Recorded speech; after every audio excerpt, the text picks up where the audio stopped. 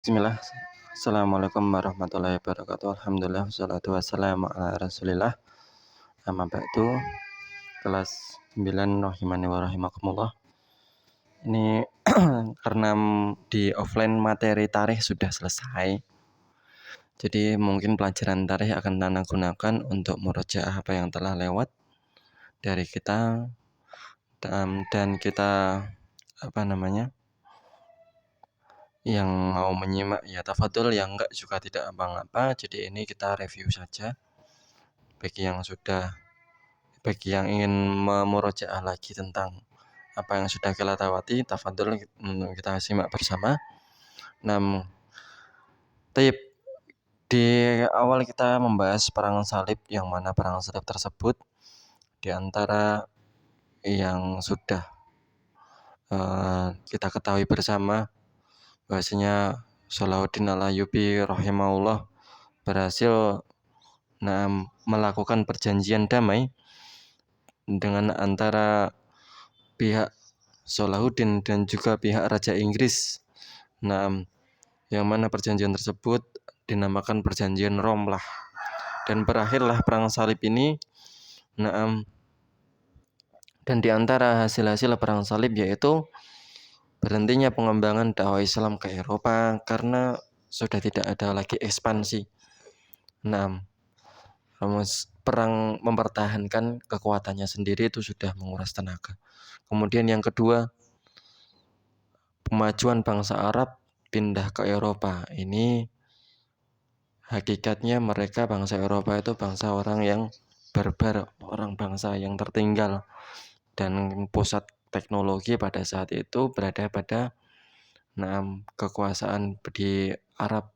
Dan ketika perang mereka mengambil apa yang bisa mereka ambil, yang mereka tidak punyai dari bangsa Arab. Yang ketiga, hancurnya sistem feodal di Eropa dan menguatkan kekuasaan raja. Kemudian yang keempat, muncul kota-kota dan benteng-benteng yang baru. Yang kelima, orang-orang Eropa merubah strategi mereka dengan melakukan kristenisasi, yaitu menyebarkan agama Nasrani di negeri-negeri Islam karena sudah tidak ada perang dan mereka boleh keluar masuk negeri Islam. Maka mereka melakukan kesempatan tersebut, memanfaatkan kesempatan tersebut untuk menyebarkan ajaran-ajaran mereka. Kemudian kita juga masuk ke bangsa Mongol. Kemarin kita juga sudah bahas bahwasanya bangsa Mongol ini adalah bangsa yang berasal dari nenek moyang mereka yang berasal dari Tartar, yaitu satu ras dengan bangsa Turki. Mereka tinggal di Turkistan, Mongolia, daratan padang rumput stepa dekat Cina. Dan mereka ini mempunyai mereka hidup berkelompok. Jadi bangsa Mongol itu seperti orang Arab ya, mereka mempunyai kabilah-kabilah, dan kabilah-kabilah tersebut tidak akur. Ya, mereka fanatis terhadap pimpinan mereka. Jadi bangsa Mongol itu hidupnya nomaden.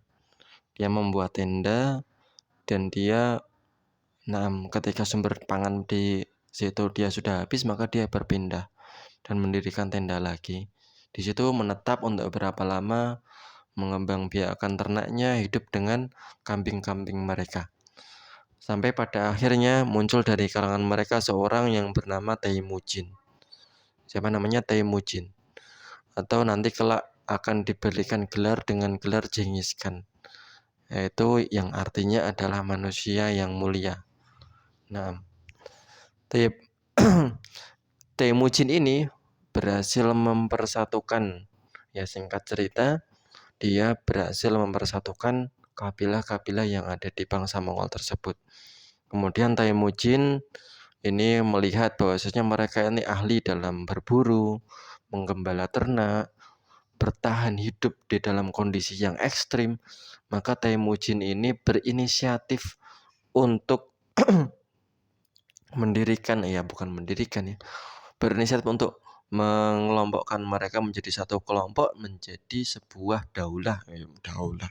Kita nggak ngomong daulah dulu ya, menjadi sebuah kelompok yang dihuni oleh bangsa Mongol yang terdiri dari berbagai kabilah yang dipimpin oleh seorang yang bernama Temujin itu.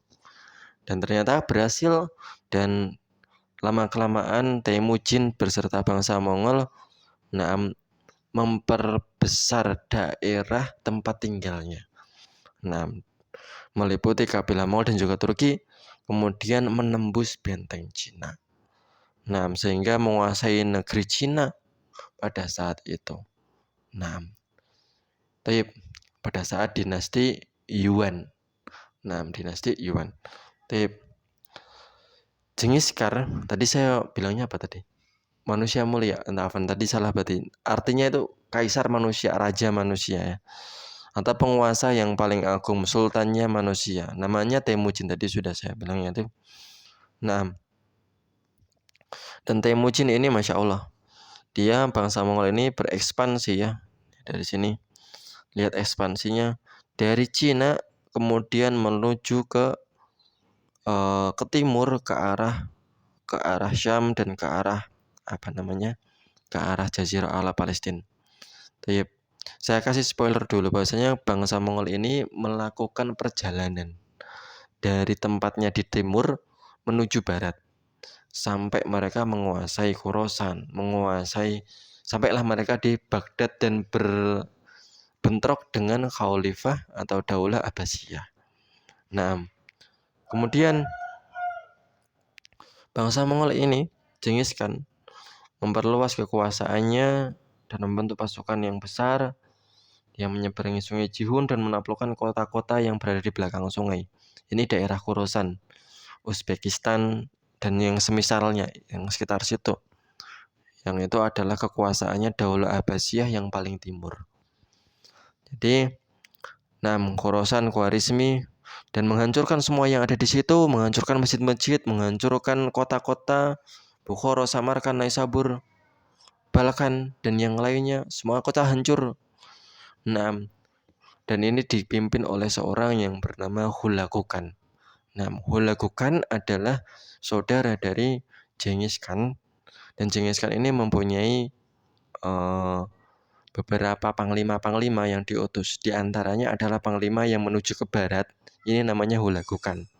Adapun panglima yang stay di Cina, mendirikan dinasti Yuan, itu namanya Kubilai Khan.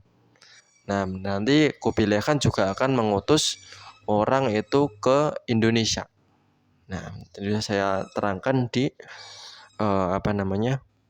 di pertemuan di kelas bahwasanya Kubilai Khan itu beliau mengutus ketika pada masa Raden Wijaya. Raden Wijaya. Dan Raden Wijaya memanfaatkan kedatangan pasukan Mongol tersebut untuk menghabisi kerajaan Kediri dan mendirikan kerajaan yang yang terkenal pada saat itu, yaitu kerajaan Majapahit. Dan dia dengan bantuannya pasukannya Kubilai Khan. Awalnya Kubilai Khan tidak datang ke pasukannya Kubilai Khan tidak datang ke situ untuk memerangi kerajaan Kediri atau kerajaan Majapahit, tapi ingin memerangi kerajaan Singosari. Tapi karena pada saat perjalanan yang sangat jauh, ketika kembali kerajaan Singosari sudah tidak ada dan dimanfaatkan pasukan yang datang tersebut oleh Raden Wijaya, dan pada tahun tersebut Raden Wijaya mendirikan kerajaan Majapahit. Kemudian ini yang Kubilai Khan ya. Kemudian ada Hulagu Khan. Hulagu ini melanjutkan ekspansinya menuju Irak dan Damaskus dan sampailah kepada di Baghdad ya, ibu kota Daulah Abbasiyah pada saat itu. Daulah Abbasiyah yang khalifah pada saat itu bernama Al-Mu'tasim Billah. Tetapi pada saat itu karena kaum muslim sudah terpecah belah, sudah capek dengan perang salib, dengan fitnah, Al-Quran kalamullah terpecah-pecah, tidak bersatu, maka orang Mongol berhasil menguasai Daulah Abbasiyah dengan meluluh lantakkan kota Baghdad membuang semua yang ada di Baitul Hikmah dan membunuh khalifah beserta keturunannya. Naam. Tayyib. Kemudian pada saat itu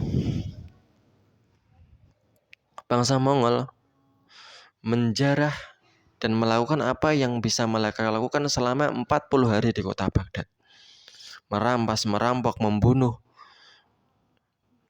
Dan yang semisalnya pokoknya intinya apapun mereka lakukan di kota Baghdad selama 40 hari. Tayyib. Kemudian serbuan bangsa Mongol tersebut dilanjutkan menuju negeri Syam. Tentu saja ini adalah tujuannya adalah Palestina, ke Baitul Maqdis.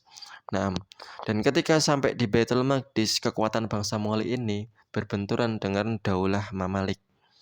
Dan sultan pada Daulah Mamalik tersebut bernama Qutuz. Sultan Qutuz. Dan pada saat itu Hulagu menakut-nakuti Sultan Qutuz. Kalau engkau adalah Sultan Mamalik dan telah sampai kepadamu surat ini, maka apa yang kau perbuat? Tapi Sultan tidak mau tunduk pada saat itu, bermusyawarah dan dalam menghadapi pasukan Mongol, dan para tokoh Mamalik memahami bahwa menyatakan menyerah kepada Mongol berarti Islam selesai. Udah nggak ada lagi Islam. Baghdad selesai, Daulah Abbasiyah sudah selesai. Kemudian tinggal Daulah Mamalik ini menguasai Palestina, Syam, dan juga menguasai Mesir. Kalau mereka menyerah juga berarti Islam udah selesai sudah. Kemudian Sultan Qutuz ini mempersiapkan pasukannya dan memilih salah seorang yang terbaik di antara mereka yang bernama Zohir Bibras dalam pertemuan Ain Jalut di Palestina. Dan pada saat itu pasukan Hulagu Khan dapat dikalahkan dan Hulagu Khan terbunuh pada saat ekspansi tersebut. Kemudian di bab 3 kita akan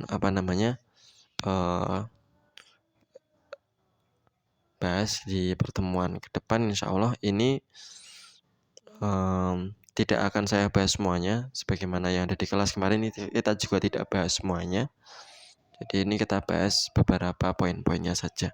Kalau kalian, assalamualaikum warahmatullahi wabarakatuh.